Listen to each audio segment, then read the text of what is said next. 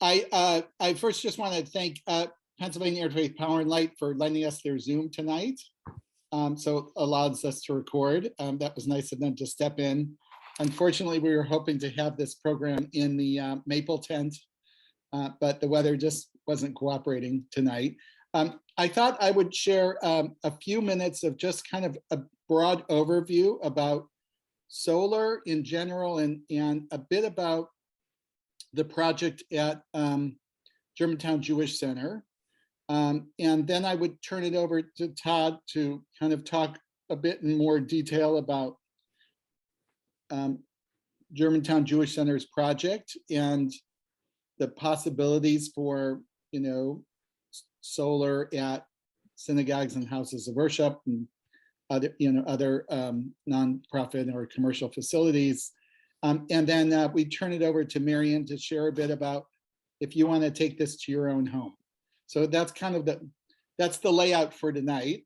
So I'm just going to share just a few slides, nothing fancy, but what I am going to do is have my son help me play this. Here's the slideshow. Okay, so the first thing I just wanted to share is that it's just interesting to place ourselves in the picture.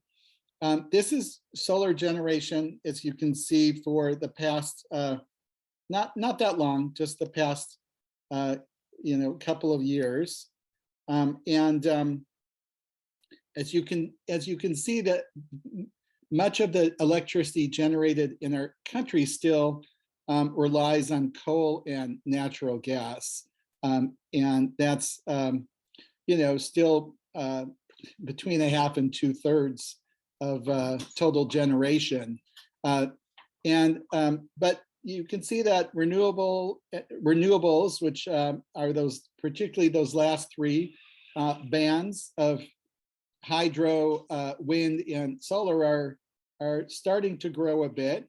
But the goal, I'm just going to go to the next slide, but you can see that the goal is of the most recent Inflation Reduction Act and of the Biden administration in general is to switch that grid to achieve a zero carbon electricity grid by 2035. So that's an incredibly ambitious target, and I just want to say that's a very challenging piece. But the Inflation Reduction Act, for folks who don't know, was the most significant piece of climate legislation, I think, to emerge from the federal government, really trying to change the ship by using a lot of production and investment tax credits. Mindy, I'll let that person in. A lot of production investment tax credits to try and really ramp up solar generation.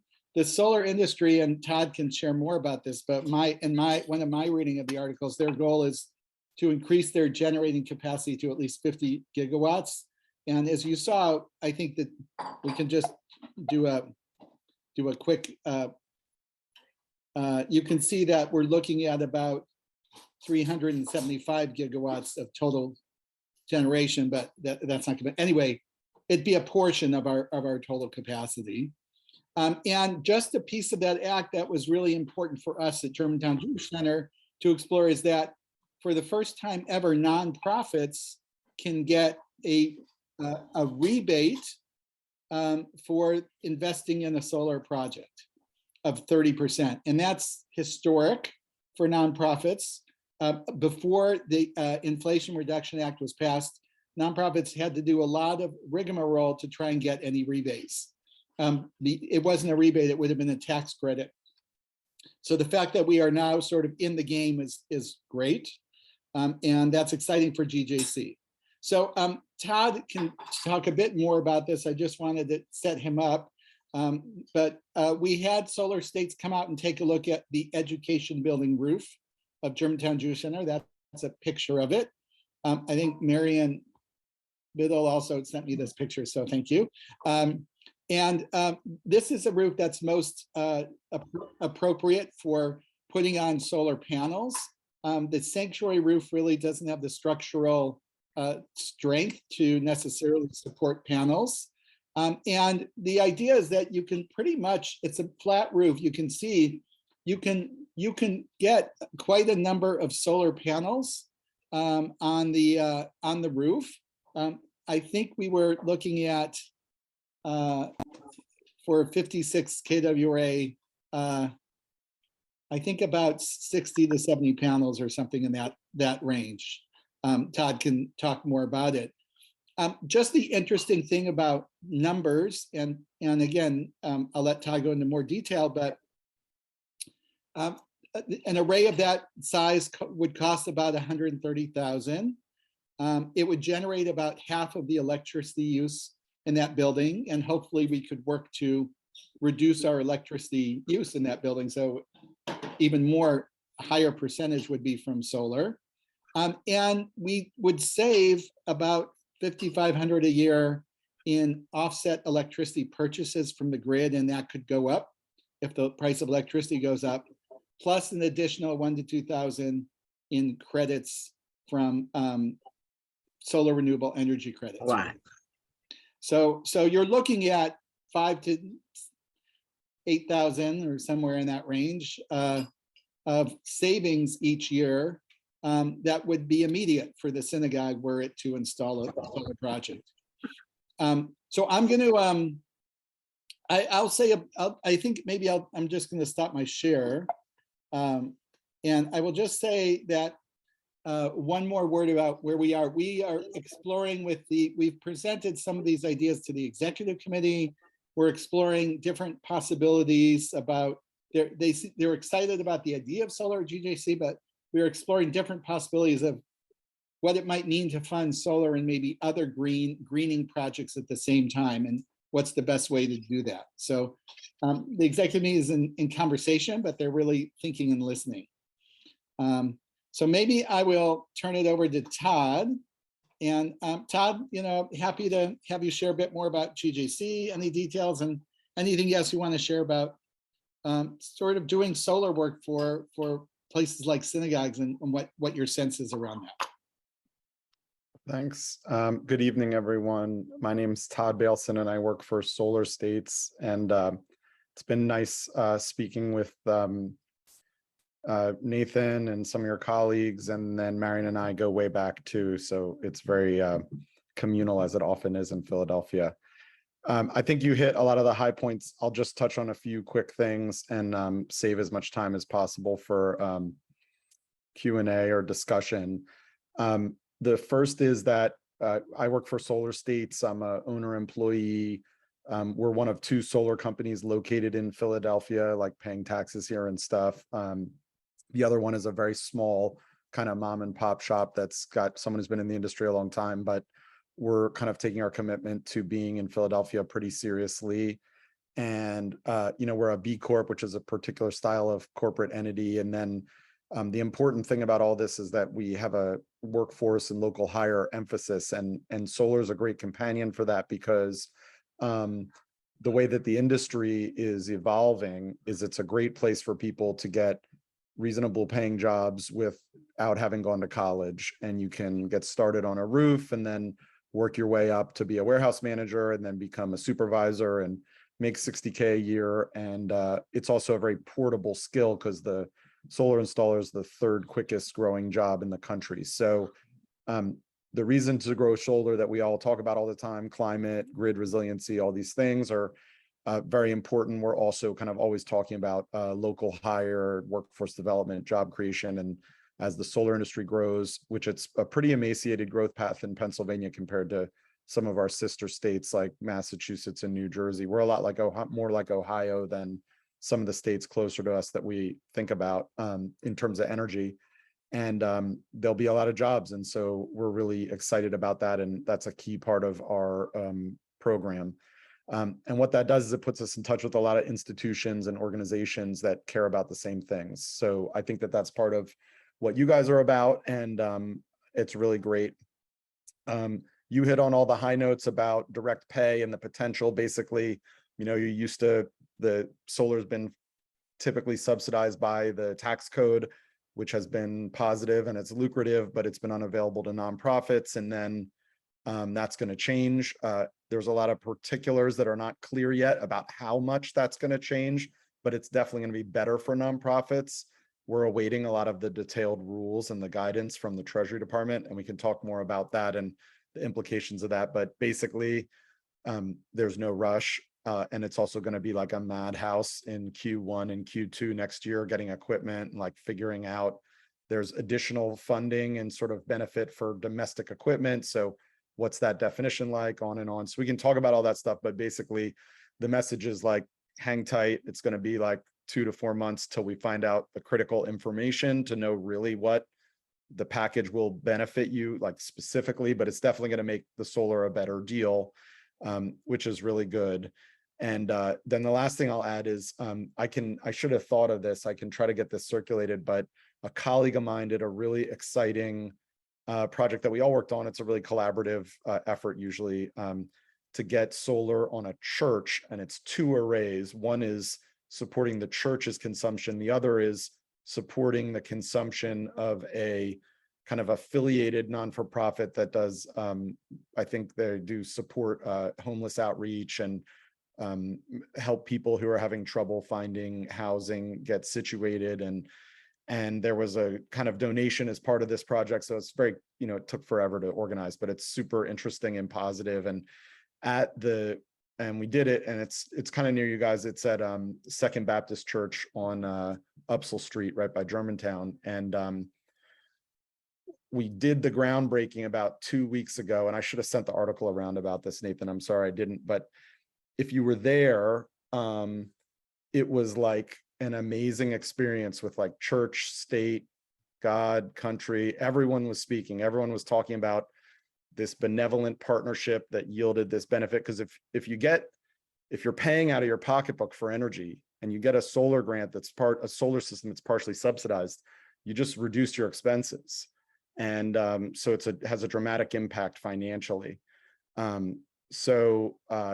We just think there's like a whole program out there about this as the direct pay gets situated, about learning about institutions that have great roofs, figuring out the social fabric and their partnerships, and kind of putting projects together. So I think it's really dynamic time, which is great. And I think you covered the system. I mean, it's going to be crunky like all construction projects, but we'll get it done.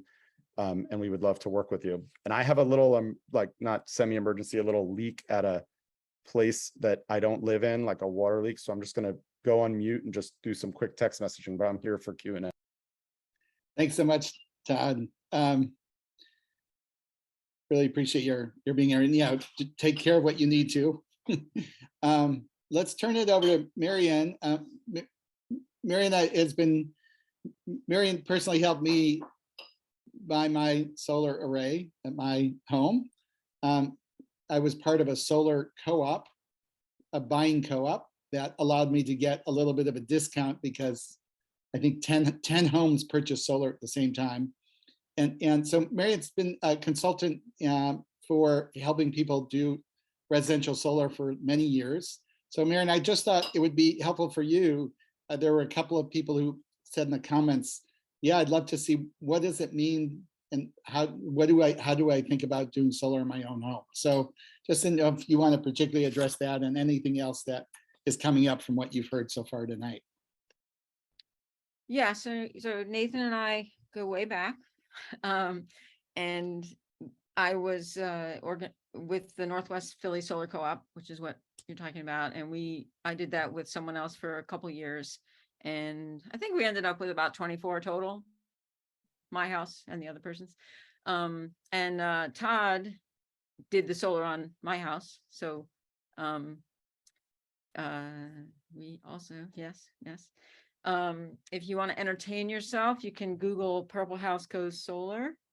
And I have a video from when Solar States did the install. It's all, got a mixture of video and time lapse and photographs, and it's pretty cute. You can share that in the chat later too, if you want. Okay, all right, I'll put it there. But now, so lately I've been doing stuff with a group called Southeast Pennsylvania, which we basically, we also do work with Solar State some and a couple other local companies. And what we do is we kind of do the initial look at whether a house makes sense for solar. And anybody on this call, the first thing you should really do is go to Google Sunroof. So if you just put in Google Sunroof, you'll find the link. And it basically has the image of your house and how much solar they think it could produce. We don't trust any of the numbers. The only reason we look at it is really just to see how yellow it is. The brighter the yellow, the more potential there is. But like, it'll tell you how much they think you'll save over time. And I really don't trust that. So you really just want to see, if you're totally orange, purple, or dark orange, it's probably not going to work. But if you're, if you got some bright yellow, then call us. So, and what, I'll put the link for both of these things. The other thing I've been doing some work with is a group that's doing solar canopies and EV charging to try to get more of that at workplaces. And I have 2 electric cars. When we put the solar in, it was way more than we needed, but then we, started putting in the mini splits and the more and electric cars. So now we don't make enough solar. So and our roof is a little limited, so we can't actually put a lot more on. But anyway. So Marion, just to follow up with a question. So when someone is thinking about solar, they might check out this sunroof program just to get Google Sunroof on Google, just a broad sense. And then if it seems like it's possible, what are some different next step options that people might want to do? Well, what they can do, they could send us an email, which I can put, or there's actually a website with a form where you can put your information in. And then we would take a look, and we also, depending on your situation, there's things you want to do before you go solar. Really, you want to make sure you're energy efficient, that you don't have any of those old light bulbs anymore, because the best way to help the planet is to use less energy. So anything, so if anybody has those old-fashioned light bulbs, get rid of them, especially if it's in a closet that you forget to turn the light off. So, but and if you're thinking of replacing an appliance, you really ought to look at doing electric rather than gas. So things like that. But as you move toward electric, of course, you would want to get solar if you can, because obviously you already showed there how the electric's being generated, and there's still a lot of coal and natural gas, which needs to change. So right. Yeah. Well, thank you. Yeah. I'm glad that we were fairly efficient in our comments, because I know there's lots of questions. I feel like we'll learn just as much in that. I don't want to cut you off. Is there anything else? No, that's fine. That's good. That's good. Okay. So yeah, I'd love to open it up. If people have any particular questions that you're thinking of, whether it relates to solar GJC, and I actually want to introduce my colleague Sherman, who works on the House and Design Committee, but he has been extremely involved in helping us think about the possibilities for solar as well. Sherman, do you want to just say a word? Someone asked about the green roof possibility, and we had looked into that. Do you want to say anything else about that before we take other questions? Well, hello, everybody. Well, the main thing, as Nathan said in the beginning, is that the school wing, that building was built first, and it's built with a concrete roof, and it's got interior columns, and it's a pretty sturdy structure. The sanctuary building was built with lightweight steel framing and these sort of gypsum roof panels, and we were able to put more insulation on that roof several years ago, 8-10 years ago, which was a great improvement. But we're not confident we could put solar panels there. On the school roof, it also has hardly any shading from trees. There are trees to the Lincoln Drive side, but they're not big enough to really shade much of the area. So that roof has a shallow slope. It sort of peaks in the middle, but it's fine for laying the panels right down on the roof. And Todd and his group have a echo foot brace, bracket that'll sit there, so you don't have to drill holes in the roof. And so at our House and Design Committee, what we've been doing is evaluating that roof itself, the roofing surface. And it's a new roof, right? It was new in 1988. So it's not so new anymore. So the timing of this solar system with the timing of maybe we should preemptively replace the roofing with a better roof, they go together. And that's, so we're hoping to plan this all in a time sequence that makes sense, and the synagogue can make that kind of investment for the future. In terms of green roof, it's pretty hard, as I understand, to do a green roof and solar panels at the same time in the same place. The green roof comes in either trays that are pre-made and filled with soil and greenery, or they comes in a extensive media. Now there's Charlie Miller. I see his face there. And Roof Meadows has been doing roofing for green roofing for a long time. I shouldn't talk too much, but it adds more weight and load on the roof, we think, than the solar panels would. And if you put the green roof and then put solar panels on top of that, you'd probably need framing or brackets to lift it up in the air. It gets a lot more complex. So generally, from my point of view, the solar panels is a better use of the roof, but I'm glad to hear what anyone else thinks. Great. Thanks, Sherman. So let's just open it up. It's so great to have Todd and Marion here, a lot of great local expertise, and just happy for folks to open up and see if there's any particular questions. And we can go from there. Well, I'm going to jump in after Sherman's comment. In Europe, mixing green roofs and photovoltaics is very common. As an efficiency matter, generally photovoltaics are installed in combination with green roofs are more efficient because they're in a cooler environment. The hotter the panels get, the less efficient they become.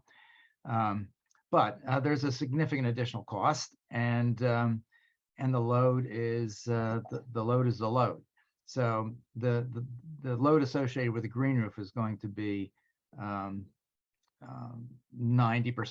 of the total load if you were to mix the two. Got it. So I'm not advocating for a green roof necessarily. I'm just saying that they are compatible. Right. They're reinforcing technologies, but there's cost and load associated with it. Right. And Grace asked if we had thought about, I'm sure the issue is the load there, but about a green roof on the sanctuary, and I'm sure the issue would be the load there. Is that? Yeah, we have talked about it in the past, and it's a more serious concern there because of the lightweight roof structure that's there. Right. Todd, have you done any green roofs with solar? We did. We've done a couple resi ones that worked out great. It's just about like getting enough light to the growing medium. And I think everyone, you got to like keep in mind like the roof warrant. I mean, there's one of the reasons we're talking about the roof is like it's best to put solar onto a somewhat stable or refurbished roof. And you guys are towards the end of your useful life, let's call it. There's certainly not any ownership of the roof from like the roofer who did it or anything. So there's a kind of like synergistic thing that needs to happen with the engineers and kind of the structural and but it's all very possible. We did a big study about a green roof with solar for a college and it didn't move through, and the ballasted system that we're proposing there, or that one would typically propose there, requires about 8 feet per 8 pounds per square foot.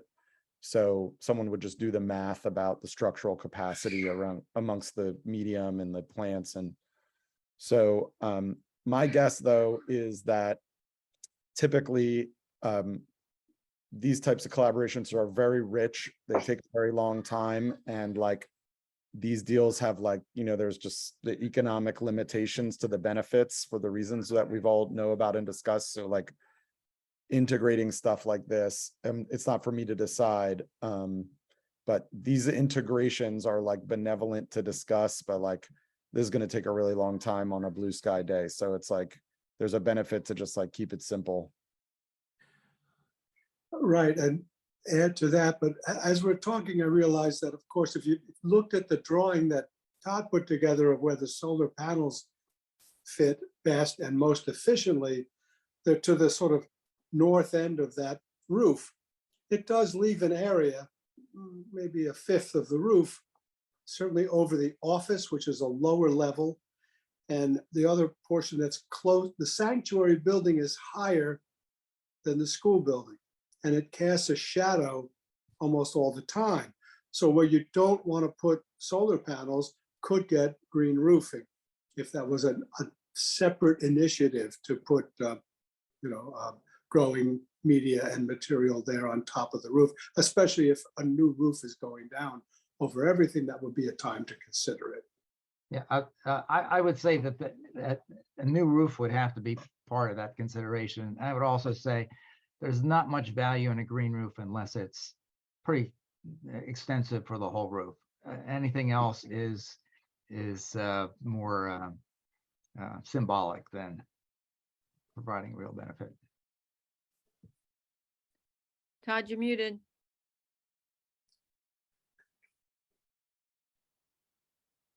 I think. Todd was- I'm just sorry, I'm trying to resolve this situation. Oh, okay, Oh, okay. you I weren't thought you talking were to talking to us. us. Okay, I Okay. wanted to say that if anyone has a question, if you can actually use the reaction and raise your hand, that will be really helpful. That way we're not talking on top of each other. And I do have a question, so I think I'll throw it out. So I appreciate the link, the sunroof with Google, because I did it. I don't know if anyone else did it while we were, we've been here. We have a slate roof and it's pitched like an upside down V. So there's a lot of slate on this house. And I do want to, so there's a little flat area, but as an aside, as much as we'd love to get solar, what it said, and I'm curious about this, what it said is that we have like 400 and something square feet where we could put solar. We have a little bit of a flat roof, so that must be that area. And we would save in 20 years $1,000. So I'm just curious, not being like a numbers person, because I'm not, that doesn't seem worth it. That's a but- pretty low number. Yeah. Yeah, that's a pretty low number. Yeah. So, but the other thing with the slate roof is I don't think anyone does slate roofs with solar anymore. Yeah. Solar to do it, but my understanding is they don't Yeah, anymore. it's a fairly new, it's 13 years old, so, Yeah, but Yeah, I think the slate is just, it's too easy to damage with the, yeah. So it's, yeah. Well, So I have to say maybe, that when we did put the roof up, Charlie said, thank you for using slate, because how did you say it, Charlie? You said, you're just helping, you're keeping the neighborhood up or something. I don't know. It was a big compliment. It was a huge investment.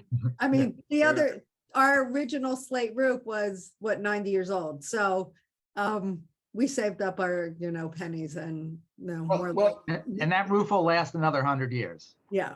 Yeah. Thank you. We won't be here, just like, the numbers on the synagogue building. By the time the synagogue makes its money back, we won't be here, but that's the whole point, investing in the future. So, so I'll say a couple of words about the synagogue project. And a follow-up question from yours, Mindy. I mean, the synagogue project is, if it's $130,000 and you're getting, say, $8,000 a year, you know, in 15 years or less, you'll probably get your money back. And if prices go up more, but it's not just about the money, as we know, it's about putting our money where our values are. But I am curious what maybe Todd and Mary might say for someone in your situation who you want to do the right thing, you want to get clean electricity. You know, are your other than purchases from a green electricity provider, the electricity you use, are there any other options that are available? Just that I'd throw that out there for people. Yeah, I would say right now that is the only option. The state talks about community solar as a concept, but they haven't passed the laws yet that would allow it. But that would allow you to potentially purchase into another project that's off-site. But they just, Todd, I don't know if you've heard anything lately, but it's still just sitting, not moving anywhere. Right? Ask the question one more time. About community solar, I don't Oh, believe yeah. that's, We're not going to get it this calendar session. And there was Yeah. like a community solar light bill that was actually put up by utility Duquesne Light and Energy. Yeah. But it was like a fake one, Yeah. but we have a lot of interesting kind of community solar-ish projects, people trying to like do workarounds and things that are like on the drawing boards, but we're not where we need to be with the legislation that would permit it. Community solar, just so everyone knows, like a big field, less expensive to install. You get the solar on your bill.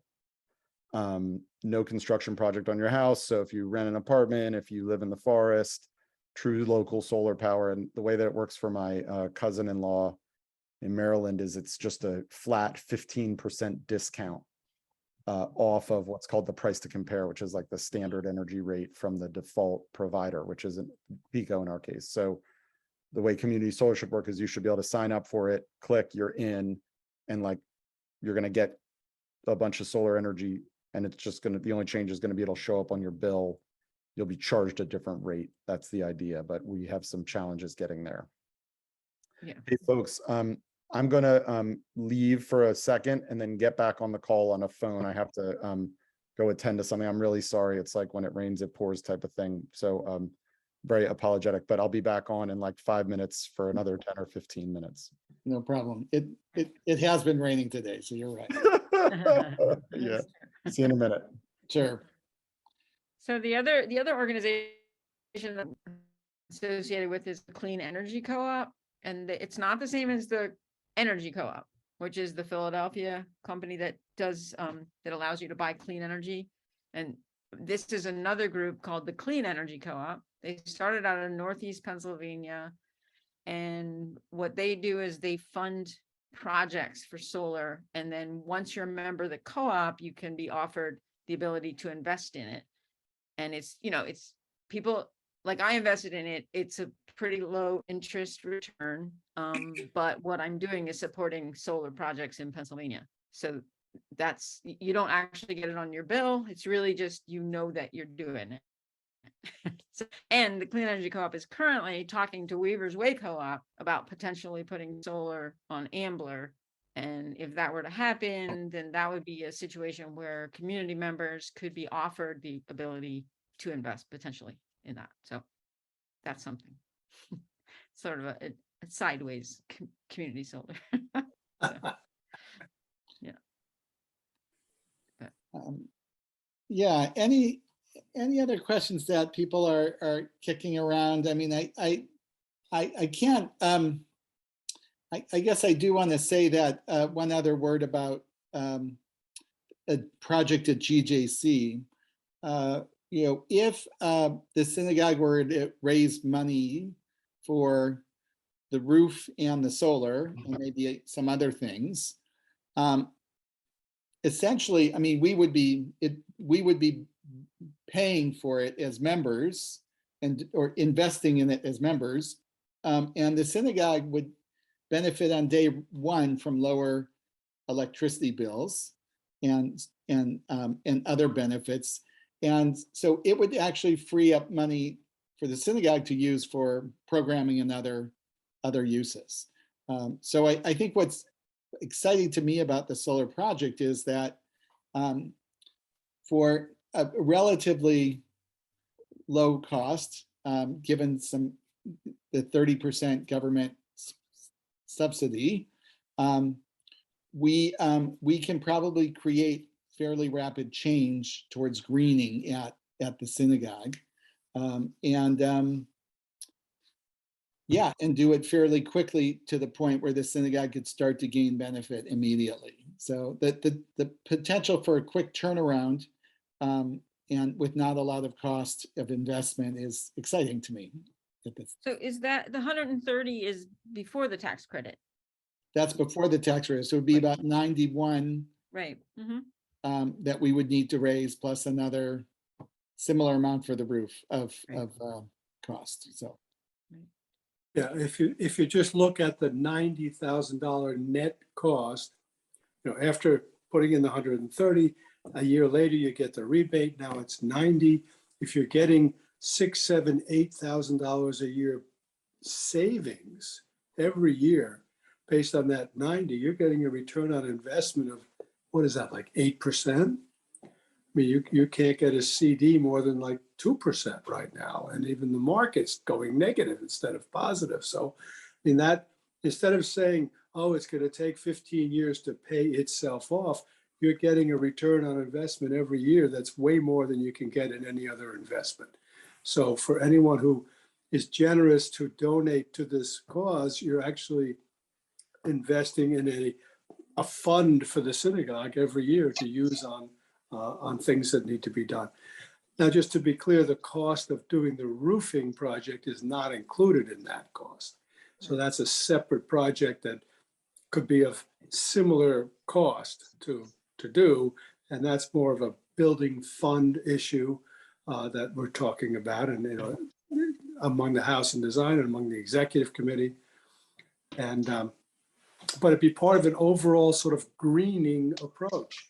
It would add insulation, it would add a light reflective roof, it would help with the building. So it's part of a way of thinking about, creative ways to consider making our synagogue a greener place.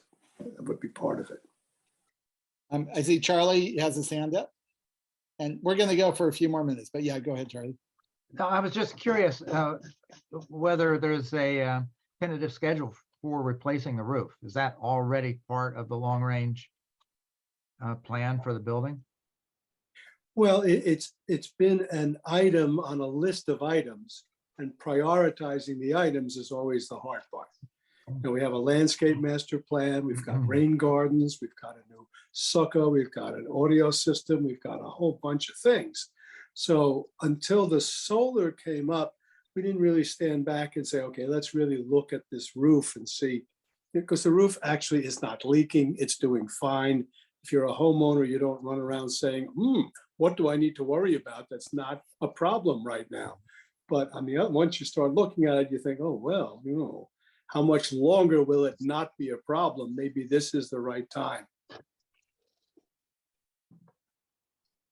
Thanks, Sherman. Yeah.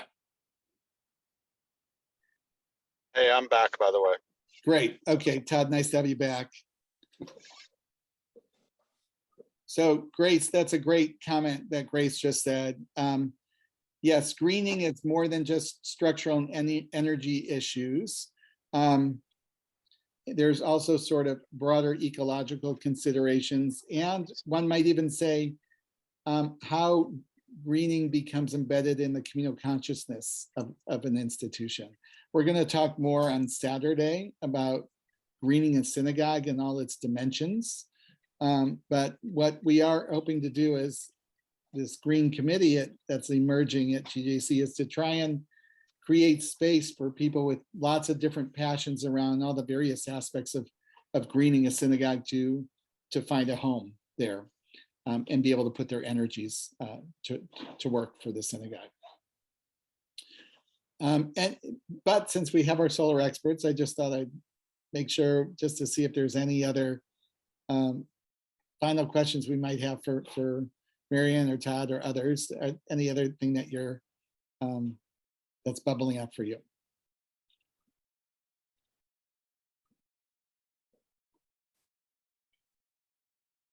I see Grace says her just working on unmuting. Yes, go ahead.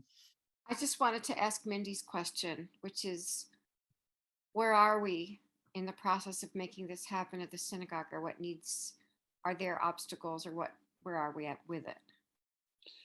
Well, I'll say a few words, but since David's on, I can also turn it over to you after that, David. But we've shared the idea. Sherman and I shared the idea with the executive committee. And, I think one of the issues is how much greening do we want to take on at one time? Do we want to do the roof and solar? Do we want to do other greening projects that would lower our energy use at the same time? And depending on how big that list is, how much money do we need to raise to accomplish all of those?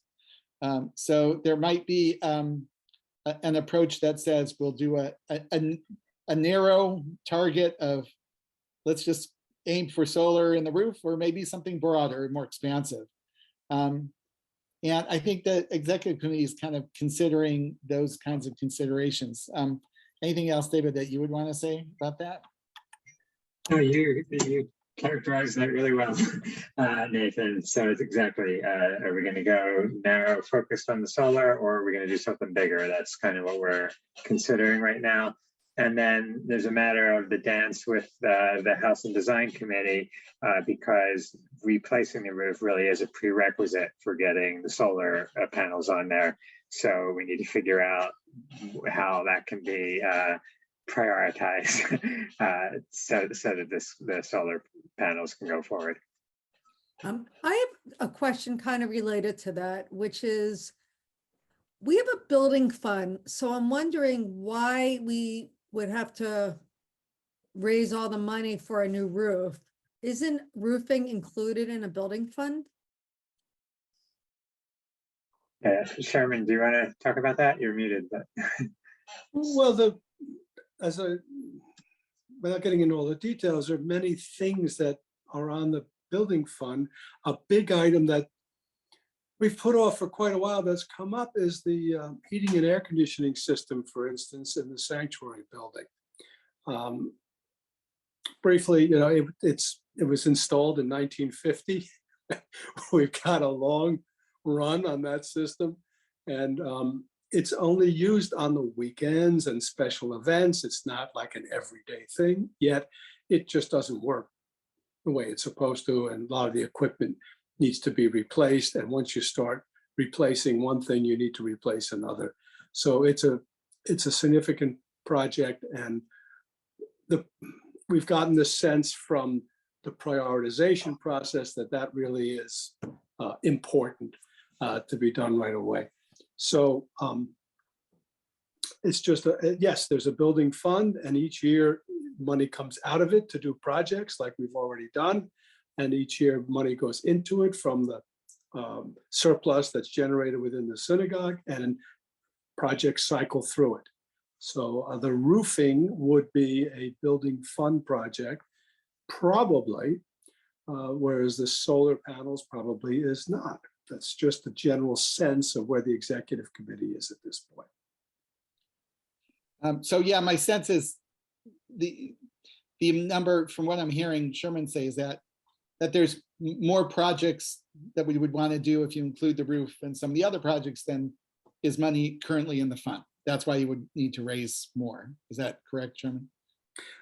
Yeah, we can't do everything that needs to be done in 2023 with the funds available. Right. It's a great question. So I think one of the things, I think we're going to start to wrap up. Sheila, I'm happy to take a question from you, then we'll wrap up. But one of the things that obviously the Green Committee and Sherman and I are interested in is, what would people be excited about having us try and just do the narrow, smaller scale project, or go big and do some of these other big greening projects? Try and do more sooner. Sheila, go ahead. I think that solar panels are a fabulous idea, but I think a lot of people are going to look at the internal situation of our synagogue and recognize that there are a lot of improvements that need to happen to make upgrades and just clean up some of the messes that are already existing internally that we see every time we go into the synagogue itself. And not just the things that are hidden, like the AC and the heating system. And I think that this has to almost become like a side project, like a separate entity, because I think the synagogue building is quite old, and there are a lot of ADA issues that come up every week that have to be addressed. It's a great point, Sheila. Yeah. You Well, know, Sheila's comment reminds me of, I remember being in elementary school and we were going to the moon. And I don't remember much about elementary school, but the discussion was like, should we be going to the moon when there's so many problems on Earth? And it kind of reminds, and Sheila, I'm not dismissing what you're saying at all. I feel the tension personally inside of my body around, how important solar is and climate is, and also the state of the building. Like, they're both in tension with each other. So I hear you, and I just think about the moon. The other Don't thing say- about solar is the sooner you get it, the sooner you start saving. So, I mean, it's a real savings. And ultimately, once it's paid off, you're getting free electricity. So, need to factor that in when you think about it. And during full moons, we get a lunar electric panel function too. So that's very good. Nice. Well, look, I just want to, I think we're going to pause here for tonight. I want to thank both Todd and Marion for joining us and sharing your perspective, and everyone for, just the engagement and the interest. I would say as a couple of takeaways, obviously, our hope is that you continue to stay engaged with thinking about these ideas of solar at GJC, and we will be circling back to this as more as a community over the coming year, and also to think about bringing it home, as Marion was sharing, about thinking about possibilities for your own home, and just that hopefully this conversation more broadly connects us to figuring out how to stay connected and engage on this really important issue. So really appreciate you all coming out tonight.